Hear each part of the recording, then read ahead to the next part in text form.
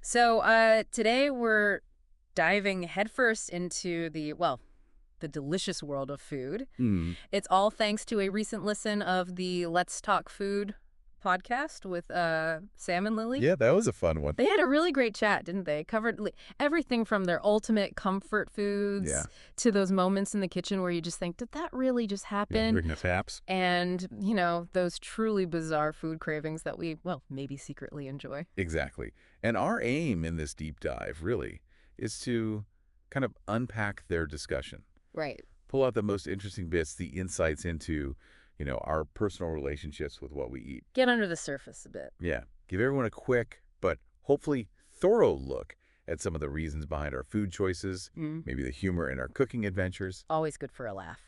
Definitely. And maybe even spark some inspiration for your next meal by exploring some of those must-try international dishes they mentioned. Okay, sounds good. So Sam and Lily kicked things off with a real classic question, didn't they? The desert island dish. Right. If you could only eat one thing forever, what is it? Lily, maybe wisely, she chose pizza. Pizza, yeah.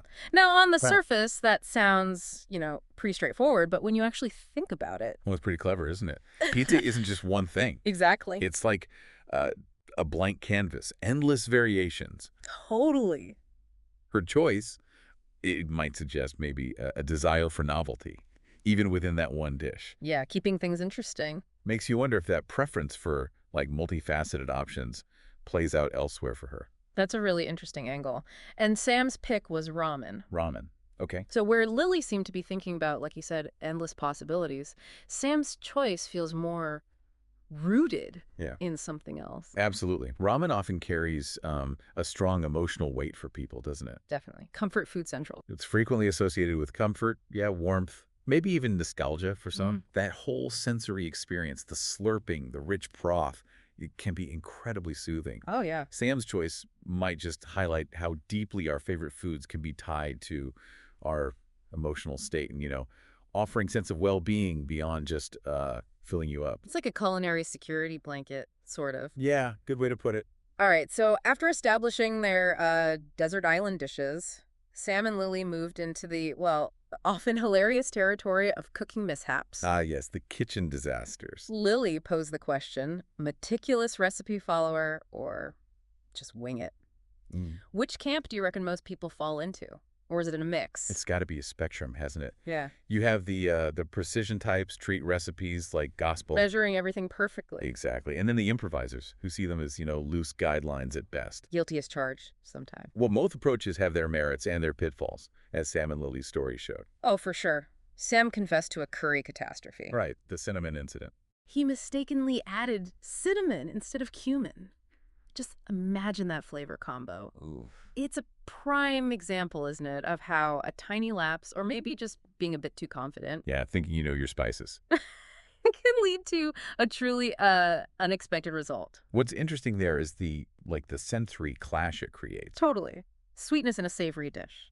Cinnamon brings that sweetness, that warmth that just fights dramatically with what you expect in a curry. It's a culinary curveball. Probably resulted in a dish that was memorable, maybe not enjoyable. Memorable, definitely. It also kind of reminds us, doesn't it, about using all our senses when cooking. Smell is key. Yeah. Cumin smells nothing like cinnamon. So true. And Lily had her own baking blender. Pancakes. Ah, the Frisbee pancake. Yeah. Missing ingredient, baking powder. Crucial. Apparently, yeah, less fluffy breakfast, more chewy discs. Like Frisbees, she said. Oh, yeah, It just shows, especially with baking, some things you just can't skip, right? exactly.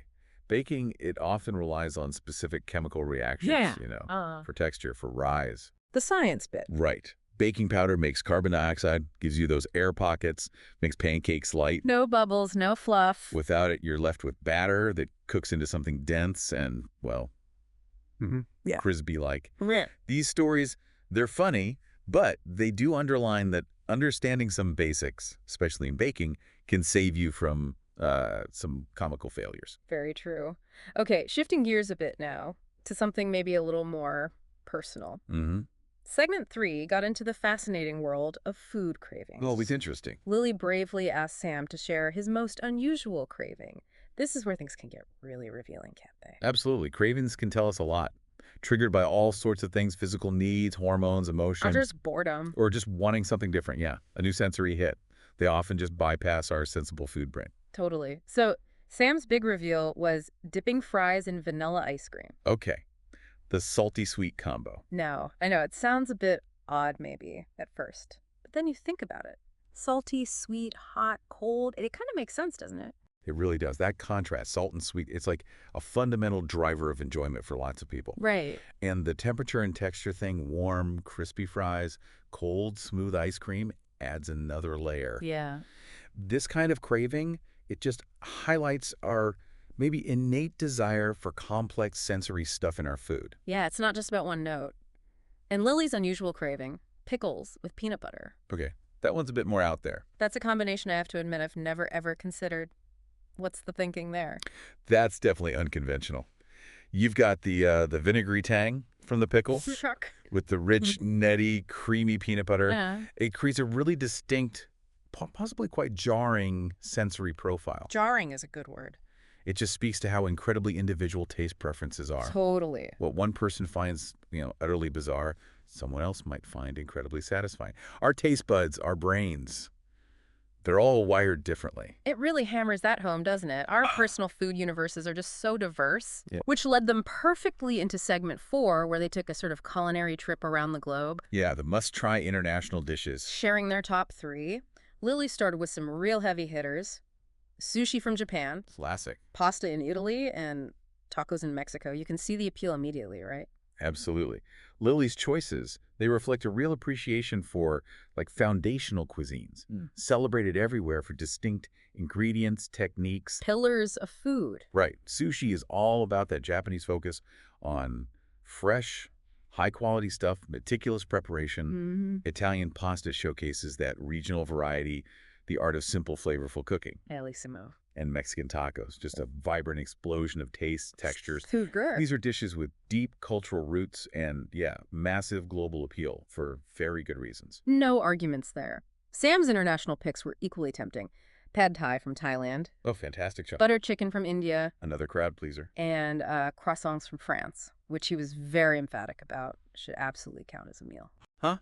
I can get behind that. And honestly, who can argue with a really good croissant? You can't. Sam's selections also highlight these super popular, incredibly flavorful dishes. Pad Thai, it's a masterclass in balancing sweet, sour, salty, savory. And the textures, yeah. Noodles, peanuts, sprouts, all of it.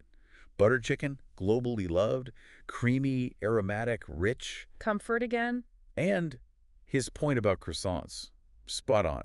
A perfect croissant is like peak French pastry skill. That buttery flakiness, it can absolutely be satisfying as a meal itself. Agreed. Finally, to wrap things up, Sam and Lily did that quick-fire, quick bites segment. Yeah, the rapid answers. Tackling some fundamental food debates. Sweet versus savory. The eternal question. Breakfast versus dinner. And the big one, chocolate versus cheese. Ooh, cuff. Sam landed on savory, breakfast, and after a bit of thought, cheese. Okay. What do those quick preferences tell us, do you think, if anything? Well, those rapid-fire choices, they often give a little glimpse into someone's, core tastes and habits. Gut reaction. Yeah. Sam's preference for savory at breakfast might hint at a liking for richer, more substantial flavors to kick off the day. Makes sense. And that internal debate, chocolate versus cheese, that's a common one, highlights the pull of both sweetness and umami for so many people. Right. Suggests a palate that, appreciates both ends of the flavor spectrum, really. It was just such a fun and insightful peek into Sam and Lily's food worlds. It really was. And it really brought home the point that food is just so much more than fuel, isn't it? Oh, absolutely. It connects us, it shapes our traditions, Yeah. reflects who we are, our tastes, our experiences. Precisely.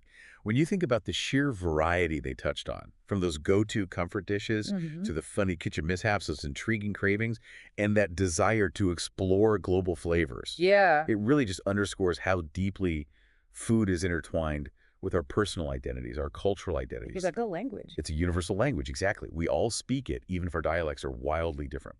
So as you've been listening to us unpack Sam and Lily's chat, maybe take a moment, think about your own favorite food. Yeah. What is it about that dish that really resonates with you? Is it a taste, a memory? Maybe it takes you back somewhere. Or maybe it's just pure, simple joy. And have you ever had one of those cooking disasters that, looking back, is actually quite funny? We've all been there, right? Those moments of kitchen chaos often become the best stories, don't they? Part of our cooking journey. Definitely part of the learning curve. And what about those secret food cravings? That weird combination that just works for you? Even if others might, raise an eyebrow. As Sam and Lily showed, you're definitely not alone in those unique tastes. Not at all. These personal connections we have with food, however quirky they seem, they're just a fundamental part of what makes us us. And this leads to, I think, a really interesting final thought. Considering this huge spectrum of tastes and preferences we've just talked about, what can our individual relationship with food really tell us about our personal histories, our cultural backgrounds? Perhaps, digging into your own food stories, the meals that stick out, the flavors you crave, the dishes you learn to make. Maybe that can offer some surprising insights. Into your own identity. Into your identity, yeah, and the world around you. It's kind of like a narrative written on our palates, isn't it?